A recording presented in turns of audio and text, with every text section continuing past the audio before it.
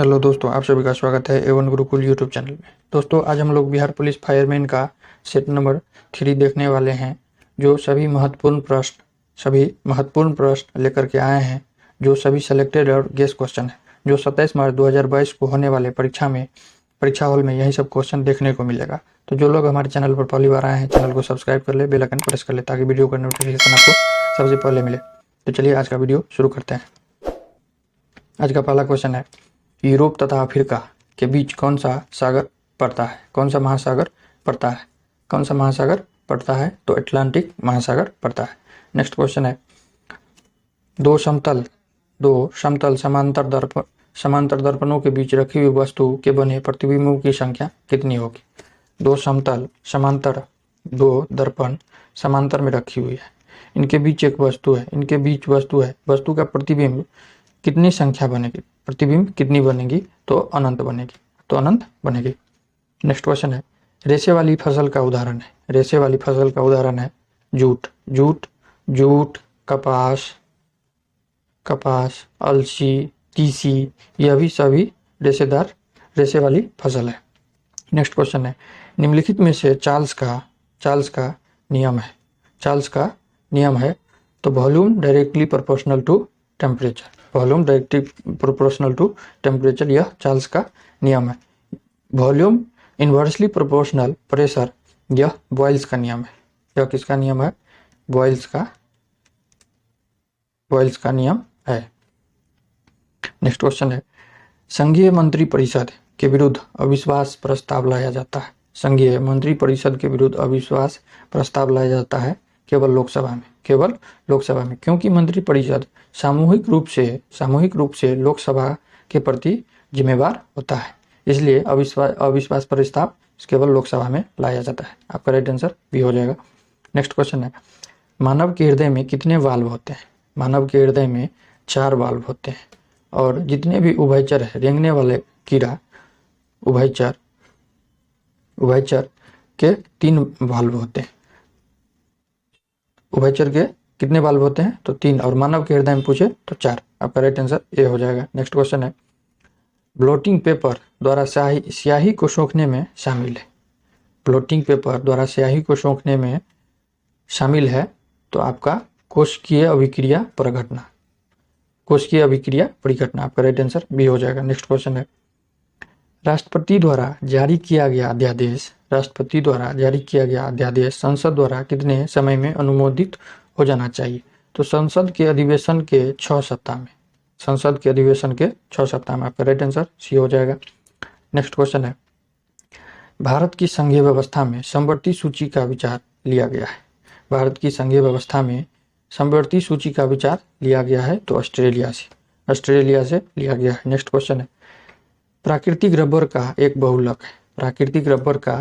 बहुलक है तो आइसोप्रीन का बहुलक है। आपका राइट आंसर सी हो जाएगा। नेक्स्ट क्वेश्चन है, स्टेथोस्कोप का सिद्धांत किस सिद्धांत पर काम करता है? स्टेथोस्कोप किस सिद्धांत पर काम करता है? तो ध्वनि का परावर्तन के सिद्धांत पर काम करता है। आपका राइट आंसर सी हो जाएगा।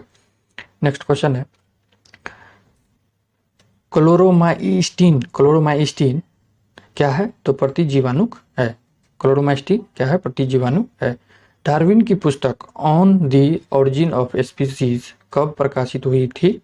तो 1859 ईस्वी में। आपका राइट आंसर भी हो जाएगा। डार्विन की पुस्तक on the origin of species 1859 ईस्वी में प्रकाशित हुई थी। नेक्स्ट क्वेश्चन है, निम्नलिखित में से किस एक सुल्तान ने कृषकों की सहायता के लिए पट्टा एवं कबूलियत की व्याख्या प्रारंभ की थी? तो शेरशाह ने यह व्यवस्था शुरू की थी। निम्नलिखित में से किस एक को आधुनिक उर्दू शायरी का जनक कहा जाता है? निम्नलिखित में से किस एक को आधुनिक उर्दू शायरी का जनक कहा जाता है? तो मिर्जा गालिब को आधुनिक उर्दू शायरी का जनक कहा जाता है। आपका राइट आंसर बी हो जाएगा।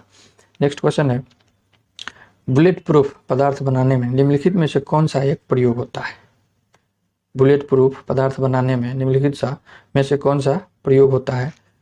तो पॉलीकार्बोनेट। बुलेट प्रूफ किसी भी जैकेट या कार को बुलेट प्रूफ बनाया जाता है तो पॉलीकार्बोनेट का बना पदार्थ उपयोग किया जाता है, जिससे कोई भी गोली अंदर ना जा सके।